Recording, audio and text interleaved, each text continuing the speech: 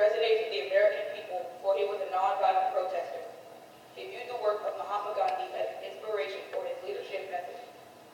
Martin Luther King's peaceful protesting began in 1954 when he became the pastor of the Dexter Avenue Baptist Church in Montgomery, Alabama. As a member of the community, Dr. King was well respected due to his visionary nature and resiliency.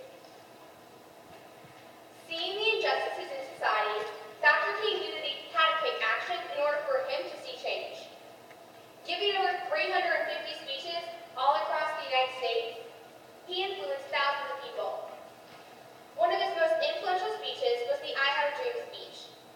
Additional speeches include the urgency of now and a time to break silence. While his I Have a Dream speech is well known, he is also known for taking other actions. Marches, letters, and sit-ins were also a part of Martin Luther King's legacy. Dr. King's most famous letter came while he was in prison in Birmingham County Jail. Soon after the Birmingham campaign was launched, he was jailed. While he was in jail, he wrote his famous letter from Birmingham jail. From this letter, there are many famous quotes as, "Injustice anywhere is a threat to justice everywhere. We are caught in an inescapable network of mutuality, tied in a single garment of destiny. Whatever affects one directly affects all indirectly. And let justice roll down like waters and righteousness, like a mighty stream."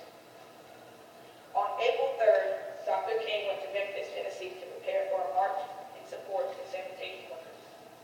On the next day, April 4th, King was assassinated outside of his hotel. As Vincent had said, Dr. King had an optimistic look on his life, his goals, and the future of the United States. One of his most famous quotes is, "If you cannot run, then walk. If you cannot walk, then crawl. But whatever you do, you have to keep on moving forward." This quote shows that no matter what the obstacle or the challenges, you never give up and you always have hope. His visionary ways, growth mindset, and his culture of inclusivity are just a few of the connections to the leadership citizen framework. Finally, Alex and I would like to end with a few quotes